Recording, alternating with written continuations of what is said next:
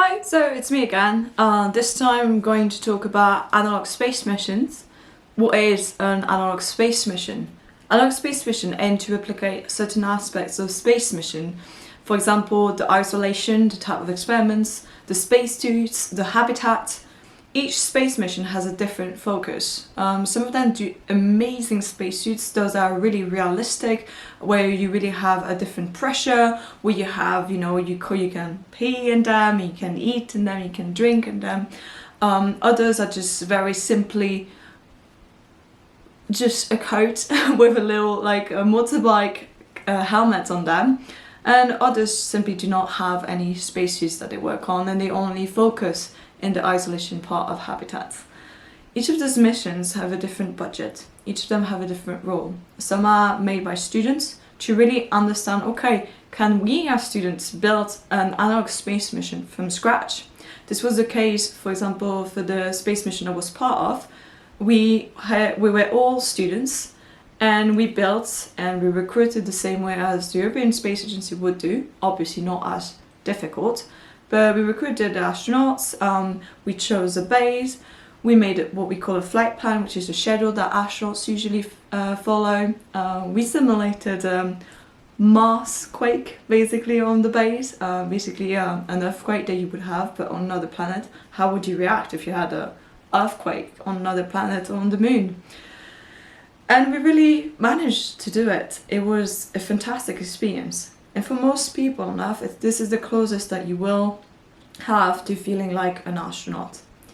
Feeling like an astronaut is not just floating, it's also about the kind of work that you do. You have everything that you do, from eating to drinking to sports to the scientific experiments, actually valuable data. It's so important that we understand how people react in this isolation, in lack of gravity, in lack of time or human contact, because usually you only have 5, 6, maximum 7 different colleagues in the International Space Station. So all of these parameters are very important to understand, and we learn every day more. Analog space missions are an easier way to learn about human behavior in space. Why is it easier? Usually we don't do it with lack of gravity. There are a few that test, for example, being underwater for a long time or being in immersion, not you in a dry system, but your body is not working as much, so that we can study the muscle mass loss. But most of them do not focus on the lack of gravity part. They focus on the psychological part. Example, the isolation. A lot of people got to be isolated during the pandemic, and you can really see the effects they have. Imagine that you can't escape from that. I mean, during the pandemic, you could breach a rule and open a window or go outside. In space, you can't open a window. You can't go back to Earth whenever you want. So the isolation there is a bit, obviously, stronger, right? You cannot come back to Earth in the blink of an eye. Therefore, it has different psychological impacts. They're very, very important. And analog space missions tend to look at this kind of isolation by placing habitats in a very remote location where you can't see other humans, or where the conditions are a bit more extreme, very cold or very warm, for example, in the desert. So these are the examples of habitats. The examples of experiments too. We talk about psychological experiments, we talked about medical experiments such as muscle mass loss.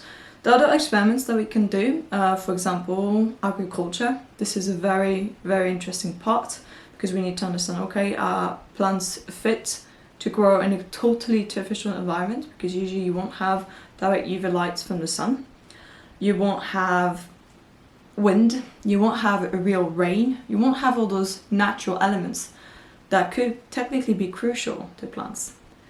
You might have seen that it was several years ago they grew the first flower in space, and they've been able to grow more and more plants. But if we're going to have 100, 200 or thousands of people on Mars, we're going to be able to extend this kind of agriculture much more. For the moment, astronauts cannot just eat the plants that they grow in space. It's just not enough.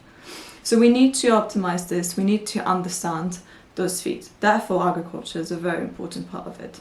So is medicine. A lot of things are learned from being in space and learning from the experiments that we get there. And then when we go back on Earth, we can use the technology that we developed there or the results we developed there to understand other diseases that other people are affected with. Osteoporosis is one of the typical examples. Obviously, lack of gravity, you have a reduced bone density, and this is actually something that affects people usually over the age of 55, 60. Other aspects. How do you work as a team? When you go to work, you probably don't like one colleague, but you have to stand them for a day, and then 5 days a week, and then 52 weeks a year. But when you're in space with colleagues, it's not just a colleague for work, it's your roommate, it's your lifeguard, it's your mom, your dad, your commander, okay? The roles that people have in team of astronauts are much more important because your life depends on their behavior. Your well-being depends obviously on how well you get with one another. It's really important that you get on well with your team. Therefore, you can't just send anyone to space. You need people who are obviously a bit more diplomatic. You cannot have people that are extremely explosive or emotional that might make rash decisions because they can endanger everyone. And also, by being more unpredictable, they can change the morale and focus of others, and then this has obviously repercussion. Understanding the crew and understanding the synergy between crews is extremely important. This is something that is very easily studied in Analogue Space Mission. Not necessarily one of the most focused research, but still a very interesting one. For me, as a commander for the Analogue Space Mission Asclepios, it was an amazing part of the mission. Probably one where I've learned the most, because it was like obviously living with roommates all at the same time, sometimes giving orders, not that often, but sometimes, and performing as well as I could. Obviously, we had lots of experiments to perform, we had to maintain the base, we had to take care of ourselves. It's a lot of responsibility and you want to do it well. And when in addition, you also want each and every one of your colleagues to do well and be well, so you're really concerned about their well-being, it adds another task to your lot. To really manage their well-being, you need to understand them. You need to observe them, you need to know how they react, and you need to be attentive and reactive. You need to be proactive as to their comfort. And it was an amazing experience. It was extremely interesting to get to know each other for 2 years, a bit less than 2 years, and then get inside together for 8 days. And it was a really lovely time, but also sometimes very challenging because obviously every human being is different and you have to really adapt to each and every one of them. So, Analogue Space Missions, again, some of them are very short, 40 hours, for example the Chill Ice mission, which takes place in Iceland, that is conducted by Euromoon Mars, is taking place in a lava tube, and it's very short. It's just about, okay, you get in the lava tube and then you deploy a habitat and you try to perform experiments in there and obviously survive in that. Other space mission, they have already habitats that are built and you just need to survive there for several, well, just need, it's obviously a big term, but you need to survive and you need to perform experiments for several weeks, sometimes months. Others are actually a year long, so experiments conducted usually by the European Space Agency or NASA are usually much longer, and they often performed also by astronauts. They also test different kind of settings, usually a bit more advanced than if you are student led or if you are professionally led. So this is for Analogue Space Missions in general. Do let me know if you'd like a bit more details. Obviously, CHASM will be publishing videos about the whole conference where you will get to know more about each and every one of those different Analogue Space Missions, and hopefully this was very informative for you. Have a good day.